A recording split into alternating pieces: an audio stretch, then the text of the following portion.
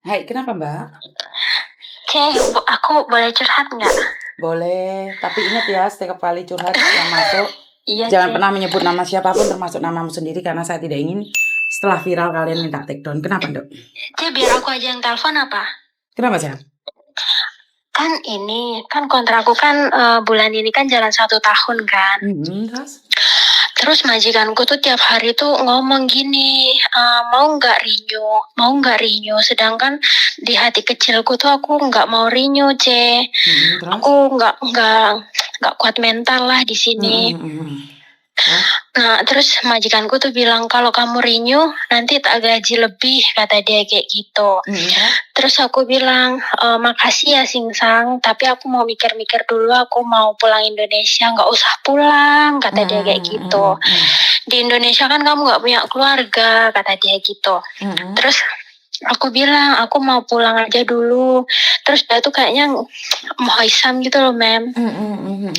Terus aku kan kemarin ditanyain lagi, kamu mau renew nggak? Aku kan dengar-dengar dari YouTube-nya sampean toh. Terus aku bilang, oh boleh lah, aku bilang kayak gitu. Tapi nanti ya kalau sudah hampir ini garis finish, aku bilang gitu. Iya, kayaknya tuh dia udah bahagia gitu toh, Mem. Tapi dalam hatiku tuh sebenarnya tuh aku tuh nggak pengen lo renew tuh. Kayak gitu bakal jadi masalah nggak ya, Mem? Ya, kamu jalani aja dulu loh, Dok. Ntar kurang 2 bulan kan dia pasti nanya lagi. Kan masih kurang setahun tuh sekarang. Halo? Nggak usah dipikirin dulu loh. Kenapa kamu nggak nyaman sama dia? Dia tuh sering berantem yo sama istrinya tuh berantem aku nggak kuat mental loh, Mem, kalau tiap hari berantem. Mosok suaminya tuh loh salah naruh gelas sih loh, istrinya tuh loh mencak. Terus nanti kalau udah istrinya mencak kan, kalau bapakku nggak ini ya, nggak apa namanya, nggak ngeladenin gitu ya, nanti mbokku tuh larinya ke aku loh, Mem. Wah, kok bisa kayak gitu? Kamu jadi pelampiasan gitu?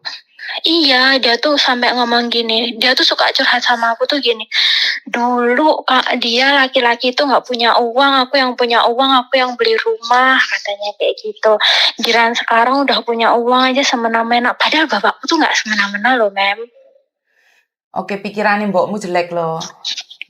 Iya, Sebenarnya mbokmu terus itu kayak merendahkan aku bapakmu. gini, ya aku tuh gak kuat gitu loh. Dulu waktu awal kerja di sini, satu kontrak itu ya, yang kontrak awal itu ya pas apa gue jenenge, pas interview di awal itu dia dibilang gini, nanti kerja di rumah yang ini, kerjanya sama aku, sama istriku, sama anakku umur 3 bulan. Dulu kan umur 3 bulan tuh anaknya.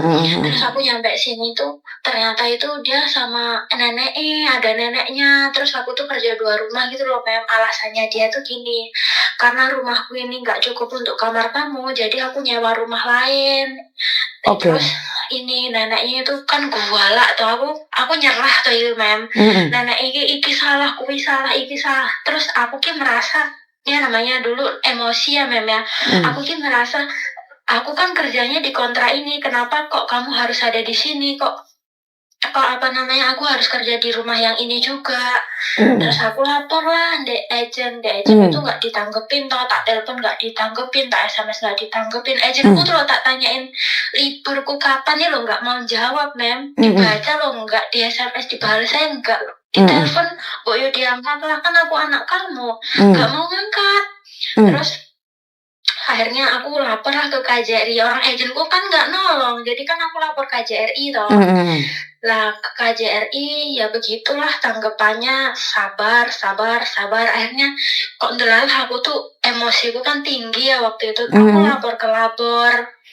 Nah kata labor tuh gini, Mbak, kalau kamu nggak itu tuh nggak boleh lo kerja nyalain aturan, katanya kayak gitu. Betul. Itu kalau misalnya ada nenek, nggak ada nenek di kontrak kerja, nggak ada nenek, tapi ada nenek kalau sesekali datang itu nggak apa-apa. Aku bilang, aku tuh nggak sesekali datang, dia itu lo tinggal sama aku, anaknya tinggal di rumah yang kontrak, aku bilang kayak gitu.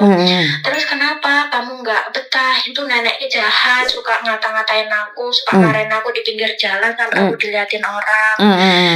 Terus katanya itu tetap salah, Mbak. Kalau misalnya ini emang kamu beneran gak mau kerja di situ, kamu lapor KJRI ya. Terus aku bilang, aku udah lapor KJRI Pak sebelum lapor ke kamu. Aku bilang, aku mau kerja sesuai kontrakku aja. Aku bilang gitu.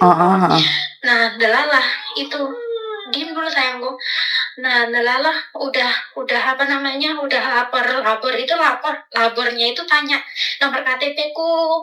Nah, habis itu dia nelpon KJRI. Sesudah dia nelpon KJRI ku nelpon agenku. Lah agenku nelpon bapakku. Terus aku bilang sama agen, kalau aku udah lapor kamu barusan nolongin aku ya, aku bilang kayak gitu kan. Terus kamu itu membesar-besarkan masalah. Terus aku nanya sama dia,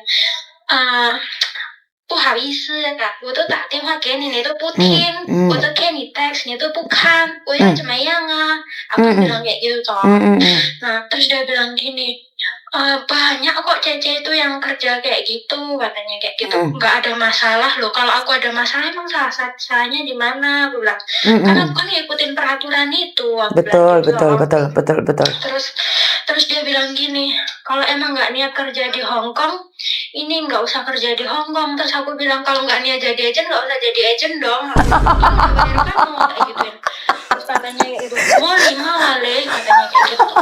Terus aku bilang, sebentar, tak ketawa dulu. Maaf ya Mbak, itu kan aku lagi emosi ya. Iya betul. Namanya orang emosi kan nggak bisa mikir ya. Betul. Dia kan ngatain aku kan nggak mau tau direndahin sama agent. Betul. Bikin aku ketawa kamu. Terus bapakku tuh bilang gini, dia itu nggak punya apa namanya, aku tuh suka dia kerja di sini, tapi dia tuh selalu berantem sama mertuaku, kan nggak usah didengerin katanya. Aku loh, kalau suruh motong sayur ya, motong segitiga, tak potong segitiga tapi beda bentuk men. Namanya terong itu kan yang bawah kan gede, yang atas kan kecil toh, mana bisa dipotong sama kan nggak bisa kan? Iya.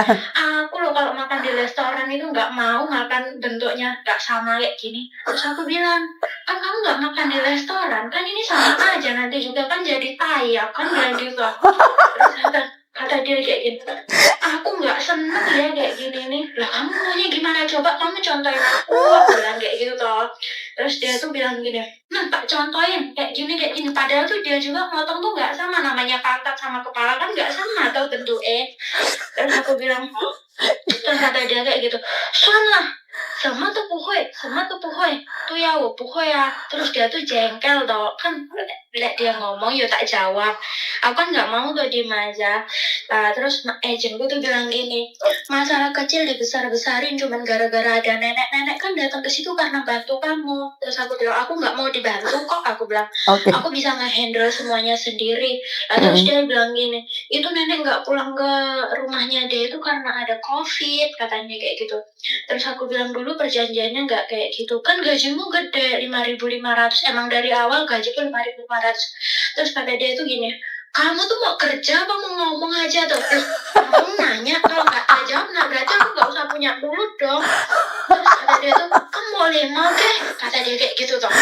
Terus mungkin dia jengkel lah. Terus akhirnya disambungin lah sama bapakku, anak ini maunya gimana. Terus aku bilang, aku mau pulang, aku mau break kontrak aja. Terus bapakku bilang, jangan, kita suka sama kamu, kita suka cara kerjamu, katanya kayak gitu. Terus bentar lagi nenek pulang, delalah nenekku kan udah pulang ke negara asalnya ya men. Sekarang udah nggak ada masalah lagi. Tapi bapakku tuh kayak ngejar, bapak ibuku tuh ngejar terus. Dia tuh minta aku renew, aku ki umur loh mem. Namanya kan kita kan punya pilihan ya. Betul. Punya pilihan. Kalau kita tertekan kan, ya lah masa hidup sekali kok mau disia-siain. Kerja ya kerja, tapi kan kalau ada pilihan lain kan ya pilihan lain loh. Betul. Aku kok bingung, takutku dulu kan dia udah tak pernah tak laporin labor gara-gara kerja 2 rumah itu sama beda kontrak. Lah aku takutnya nanti kalau udah 2 bulan dia itu gantian jahat sama aku, gantian nge-terminate aku gitu, gimana ya Mel?